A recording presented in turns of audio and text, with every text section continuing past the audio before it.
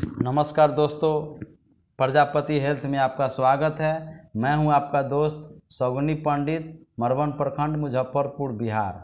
दोस्तों, आप सभी कैसे हैं? भगवान से उम्मीद करते हैं कि आप स्वस्थ होंगे।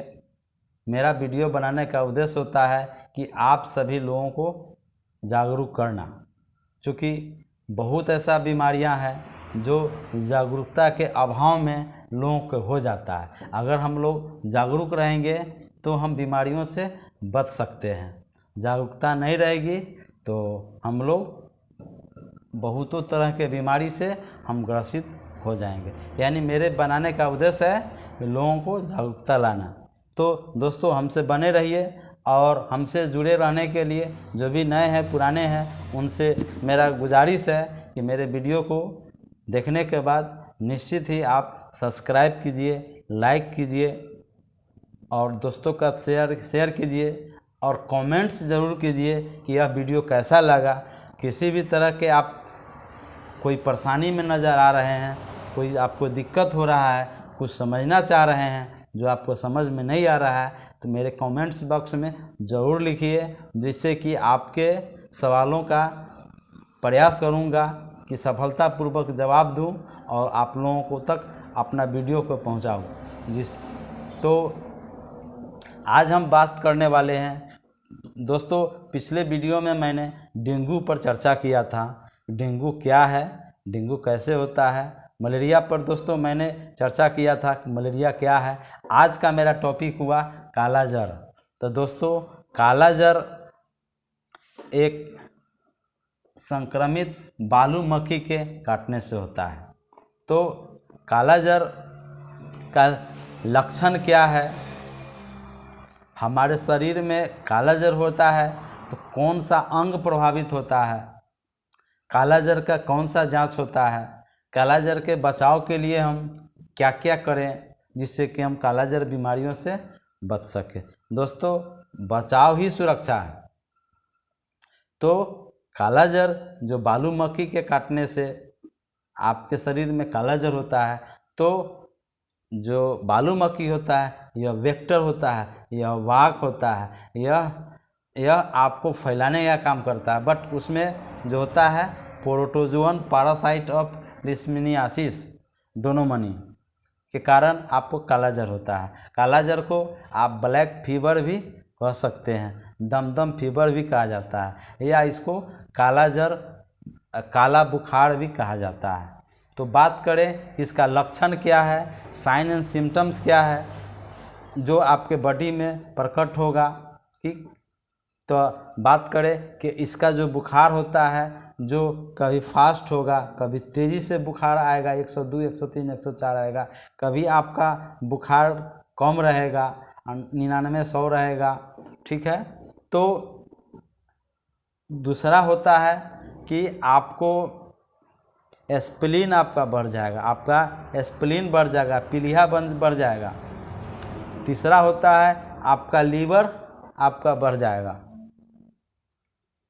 चौथा होता है कि आपके शरीर में जो गोरे लोग होते हैं उनको देखिएगा कि शरीर उसका भूरा भूरा टाइप का हो जाता है, देखने से भूरा भूरा सा रहेगा। स्किन आपका ड्राई हो जाएगा, स्किन आपका ड्राई हो जाएगा, सूखा हुआ रहेगा, कुरकुरा सा रहेगा। आपका हेयर लॉस होगा, बाल आपका झड़ना स्टार्ट हो जाएगा, आपका पेट आपका निकल जाता है, आप लीन एंड थिन हो जाता है, दुबला पतला हो जाता है, भूख नहीं लगता है, जिसके कारण उसका वेट लॉस हो जाता है, वजन में कमी आता है। तो दोस्तों, अब बात करें कि इसका ये तो पहचान हुआ, बट इसका जांच क्या होता है जिससे कि साबित होता है कि आपको विसरल लिशमनियासिस है, यानी आपको काला जर है। तो इसमें क्या होता है, आपका स्प्लीन पंक्चर होता है जिससे कि साबित होता है कि आपका काला जर है।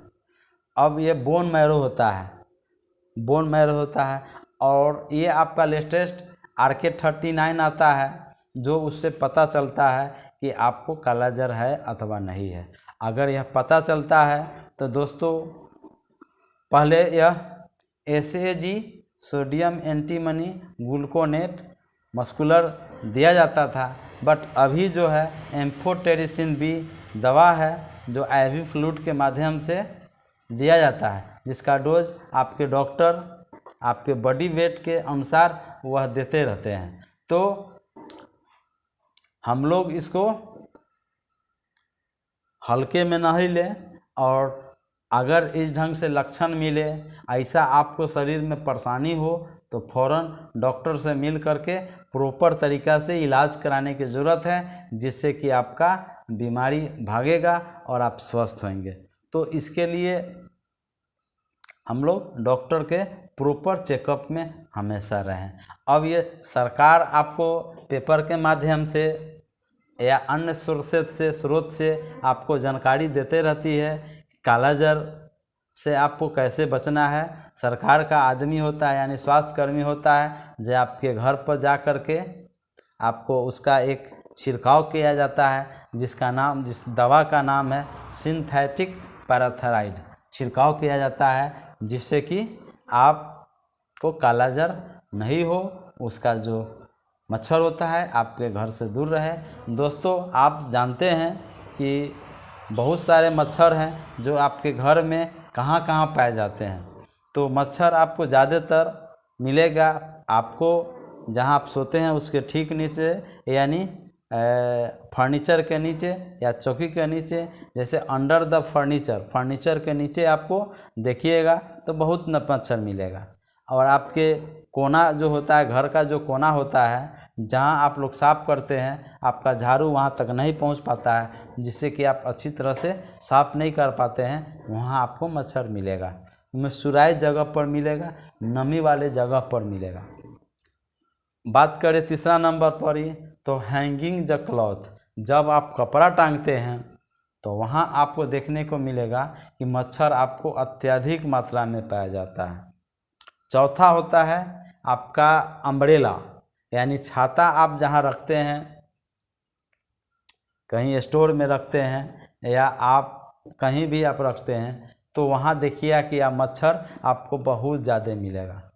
कालाजार का जो मच्छर होता है, बालू मक्खी होता है, जिसको सैंड फ्लाई कहा जाता है, वह आपका कच्चा मकान है, उस मकान में आपका दरार है, तो वहाँ वह आपको रहेगा।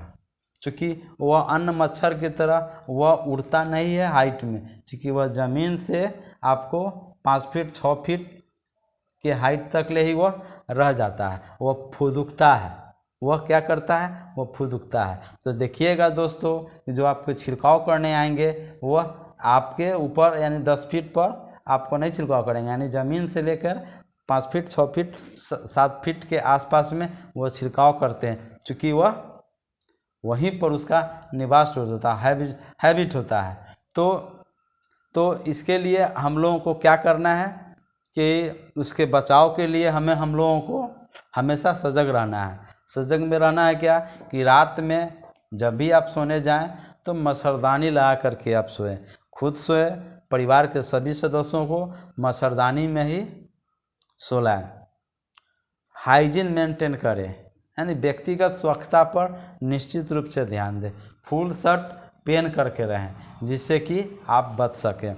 अब साफ़ सफाई की बात करें तो दोस्तों, आपका जो गौशाला है जहां आप माल मवेशी रखते हैं, वहां खूब अच्छी तरह से उस गौशाला को साफ़ सुथरा करके रखें। कहीं आपका नमी है, मॉइस्चराइज है, उसको हमेशा जो है साफ़ करके रखेंगे तो वहां आपको मच्छर आपको वहाँ नहीं रहेगा कालाजार के। चूँकि मॉइस्चराइज जगह पर रहता है, नमी वाला जगह पर रहता है, वह हमेशा पाया जाता है। तो अब अगर आपको कभी भी कालाजार से संबंधित या अन्य कोई भी बीमारी हो, बुखार हो, तो अपना प्रॉपर तरीक़ा से जांच कर इलाज कराएं। इलाज में आपका डॉक्टर आपका साइन एंड सिम्टम्स के मुताबिक आपको इलाज करेंगे। तो इलाज का जो विधि होता है वह 2 तरीक़ा से डॉक्टर इलाज करते हैं। एक क्लिनिकल डायग्नोसिस होता है, जो आप तकलीफ़ बोलते हैं उस आधार पर आपका इलाज होता है, और दूसरा होता है पैथोलॉजिकल टेस्ट होता है, जिसमें आपको जांच से पता चलता है कि आपके बॉडी में क्या है, कौन सा रोग है, कौन सा बीमारी है, और उस हिसाब से रिपोर्ट के आधार पर आपका प्रॉपर तरीक़ा से इलाज होता है, तब जा कर के आप स्वस्थ होते हैं। तो इसमें लापरवाही नहीं बरतते। हाँ दोस्तों, अगर आपके स्वास्थ्यकर्मी बिहार सरकार से अगर आपके दरवाजे पर अगर छिड़काव करने जाते हैं जो केमिकल सिंथेटिक पैराथराइड होता है, तो निश्चित रूप से खुद आप स्प्रे करवाएं और आपके इर्द गिर्द में भी स्प्रे कराने के लिए उत्सुक करें, जागरूक करें।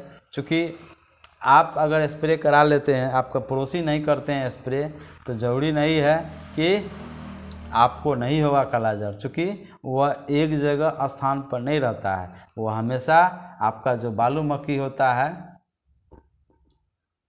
हमेशा जो है वो अपना प्लेस स्थान चेंज भी करता है। आप अगर साफ रखते हैं तो बगल में चला जाएगा। यह स्प्रेड भी करता है, यह फैलता भी है। तो फैलने का कारण है कि एक अस्वस्थ व्यक्ति को अगर कालाजार है, वह मच्छर उस अस्वस्थ आदमी पर बैठने के बाद एक हेल्दी पर्सन पर बैठेगा, उसको भी कालाजार से आक्रांत कर देगा। तो यह 2 से 3 हफ्ता 4 हफ्ता के बाद ही आप जांच कराते हैं, तब पॉजिटिव आता है। शुरुआती में आपको कालाजार रहेगा, लेकिन पता नहीं चलेगा। पता चलेगा जब यह आपको पूरा बॉडी में जो आपका साइन एंड सिम्टम्स है उसका नज़र आएगा, डॉक्टर जांच कराएंगे, तब आपका कालाजार के बारे में आपको पता चलता है। तो लापरवाही नहीं करें, सजग रहें, सावधान रहें, और आप भी सुरक्षित तो देश सुरक्षित। तो इसके लिए दोस्तों फिर से मेरा विनती है कि आप तक मेरा वीडियो अपडेट मिलता रहे, इसीलिए मेरे चैनल को प्रजापति हेल्थ केयर है, मेरे चैनल को सब्सक्राइब करें, लाइक करें और दोस्तों के साथ शेयर करें और कमेंट्स भी करें। दोस्तों हम बात करेंगे कमेंट्स की। तो आपको अगर किसी तरह का कोई परेशानी हो, कोई ऐसा दिक्कत हो किसी भी बीमारी से संबंधित, तो निश्चित ही कमेंट्स बॉक्स में लिखें। मैं प्रयास करूंगा कि आपको सही आपको जानकारी दे सकूं, लोगों को बता सकूं। तो इसके लिए कमेंट्स ज़रूर करें, जिससे कि आपके बीमारी के बारे में हमको पता चल सके और उसका हम निदान निकाल करके आपको अच्छी तरह से समझा सके। और नेक्स्ट वीडियो में उस टॉपिक को लेकर के आऊँगा जिसमें आपको परेशानी हो रहा था। धन्यवाद दोस्तों।